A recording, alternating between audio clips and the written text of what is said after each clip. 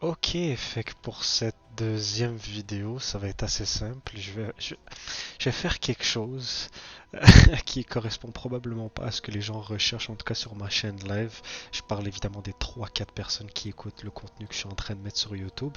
Ça va être de parler du build que j'ai en ce moment sur Path of Exile. C'est assez simple comme build. Je l'ai copié d'un YouTuber qui s'appelle Esoro, qui en gros requiert ici le Quiver qui est Void Fletcher et se concentre sur le Ice Shot. Le Ice Shot qui permet tout simplement évidemment de tirer des flèches de glace. Évidemment, ça inflige du cold damage, fait que de façon générale, on va essayer d'avoir le plus possible de elemental damage sur nos équipements et aussi avec les différentes gems qui supportent le truc. On va commencer avec le Quiver, Void Fletcher. Pourquoi? Parce que ça crée des Void Charge jusqu'à un maximum de 5 et ces Void Charge en gros sont faites pour exploser sur les ennemis et faire du AoE damage. Un petit peu plus tard dans la vidéo, je vais essayer de lancer une map pour comment dire, démontrer un minimum ce dont le build est capable, mais c'est l'idée générale. En plus, avec ce Quiver, on voit qu'on a un petit peu d'Energy Shield avec un peu de Cold Damage qui est rajouté avec le Quiver. Fait que, bon, j'imagine que ça rajoute au overall DPS du build. Le deuxième, je dirais, équipement le plus important du build, c'est le Death Opus. Le Death Opus est important à cause de la dernière ligne qui mentionne Bow attacks fire 2 additional arrows. Le but, encore une fois, c'est d'avoir le plus de AoE damage possible. Si on a un cône de flèches qui est assez grand, comme bon, on voit ici que j'ai 4 flèches, en théorie 6 avec le Dangson, mais on va pouvoir y arriver plus tard. Techniquement, j'ai un plus gros cône, donc plus de AoE damage, surtout si on le mixe aussi avec Hatred. Donc ça, c'est le but du Death Opus. Bon, évidemment, le 50% increase critical strike chance avec un petit peu le physical damage, le attack speed, tout ça, c'est intéressant. Mais je dirais que c'est pas, comment dire, impératif pour que le build fonctionne. Par contre, ce qui est impératif, je dirais que c'est ce chest piece. Et je dis que c'est impératif, c'est tout simplement le meilleur que tu peux trouver pour ce genre de build. Déjà, on a du added cold damage, mais aussi du chance to dodge. Malgré le fait que le build tourne pas nécessairement autour du chance to dodge, que ce soit attack, spells, attack ou spells hit, ça reste important d'avoir au moins une certaine chance de pouvoir evade certaines attaques et ça fait en sorte que notre survivability est beaucoup plus grande. Survivability qui est un problème dans ce build, un problème assez flagrant. Euh, je dirais qu'on va aller vers la chest piece, vers une des pieces qui est la moins impressionnante du build, puis c'est tout simplement le helmet. On remarque que la première ligne dit Bone Offering. Déjà là, il y a un problème, j'utilise pas du tout Bone Offering. Grants an additional 9% chance to block attack damage. Mon build tourne juste pas autour du chance to block, donc ça sert pas mal à rien. Par contre, ce qui sert à quelque chose, c'est le 30% to chaos damage. Mon chaos damage est absolument ridicule. Techniquement, si j'enlève le helmet, je suis à moins 60%, avec évidemment je descends à moins 30%.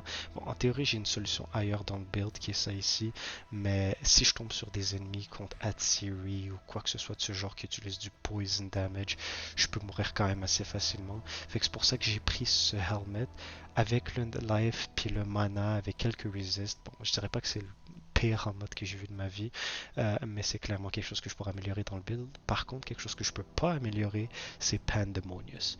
On voit aussi que j'ai Anoint l'amulette avec Allocates Constitution pour avoir un peu plus de vie, mais l'idée c'est de maximiser mon cold damage, d'où le 29% increased cold damage. Je pense que c'est presque un max roll. Ouais, maximum 30%, fait que je suis à 29. Je dirais que c'est quand même respectable.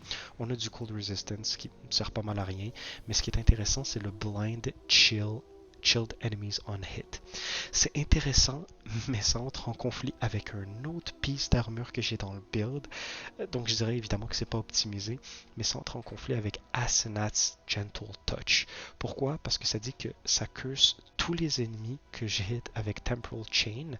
Temporal Chain qui est fucking utile parce que ça permet tout simplement de ralentir le movement speed, le attack speed, le whatever speed que tu veux sur tous les ennemis que je frappe.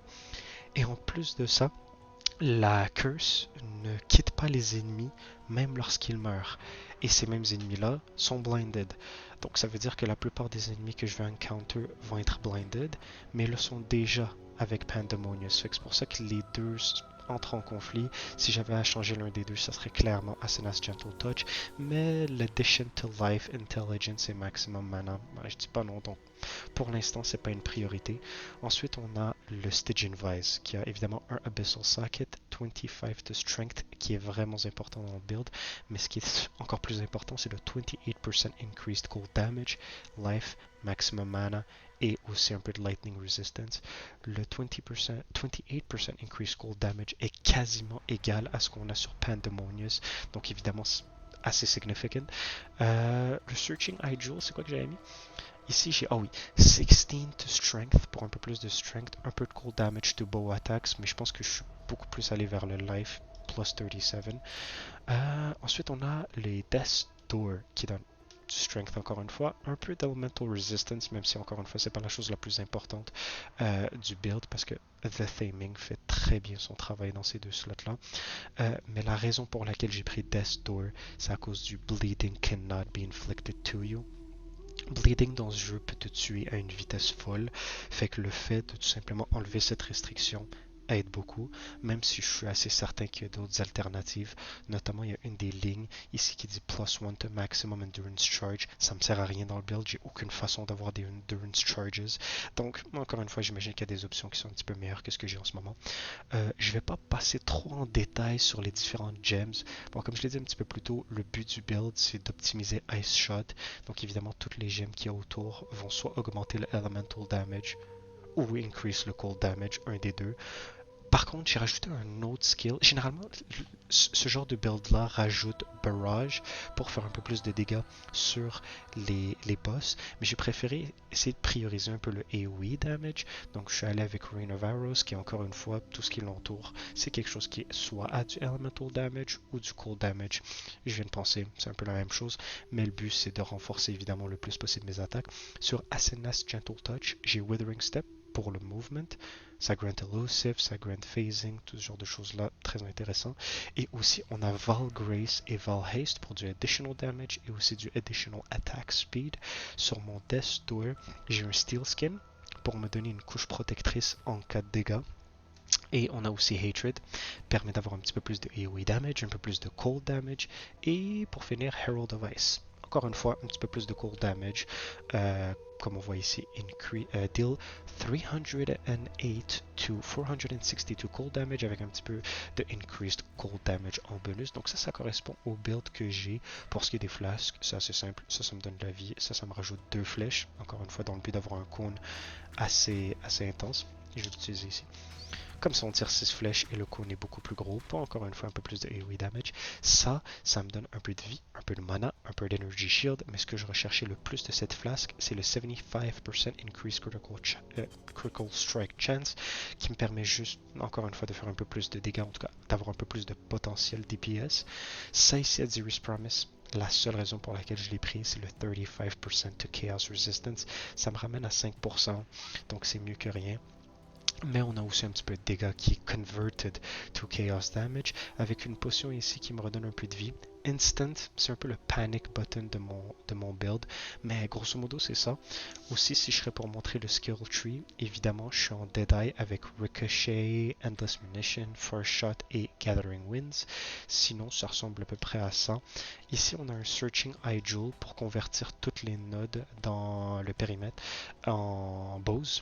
Donc à la base, si je ne me trompe pas, Soul Raker, Claws of the Hawk, ça concerne les claws, mais à cause du Lioness Fall, j'ai en fait toutes ces nodes affectent maintenant les bows. Sinon, on voit ici que j'ai cherché un peu de vie avec un Watcher's Eye.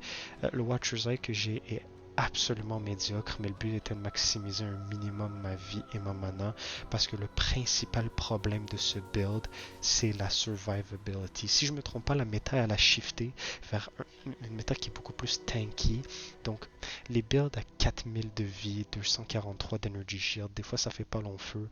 Mais bon, j'imagine que peut-être la prochaine méta du jeu va évoluer ou quoi que ce soit de ce genre.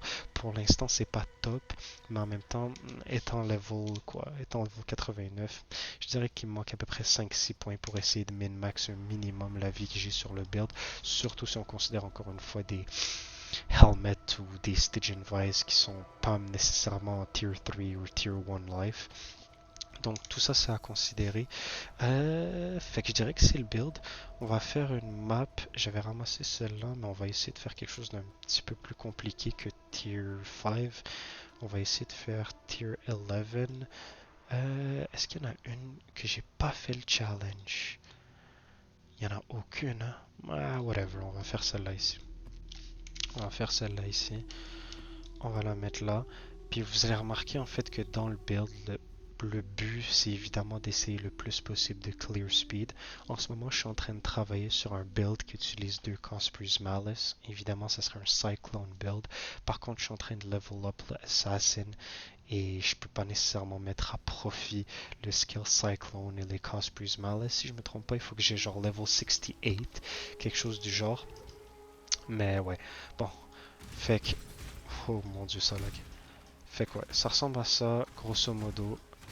Ici, on voit les explosions qui sont causées par le Void Fletcher Quiver.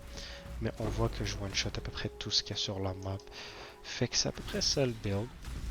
Je pense pas que je vais faire l'entièreté de la map, je pense que je vais m'arrêter à un moment donné. Mais c'est l'idée générale. Fait que, bon, comme je l'ai dit un petit peu plus tôt, je travaille sur un Assassin's build. Fait que ça va être probablement l'une des prochaines vidéos que je vais faire. Il va falloir que je level le build en question. Fait que, bon, je dirais que ça va pas être une vidéo qui va sortir demain si on veut. Ouh, Prime Sexton. Mais bon, c'est ma première vidéo sur Path of Exile. J'imagine que ça va pas être pour tout le monde. Mais je voulais vraiment faire une vidéo du genre juste pour montrer en fait l'idée que j'avais au niveau du build. Évidemment, il y a beaucoup d'améliorations à faire. Fait que si par chance, il y a quelqu'un qui regarde cette vidéo et qui se dit peut-être que ce chest piece ou peut-être ce craft serait meilleur dans ce build, ben évidemment, je suis ouvert à toute forme de critique. Mais sinon, merci beaucoup d'avoir écouté la vidéo et ciao!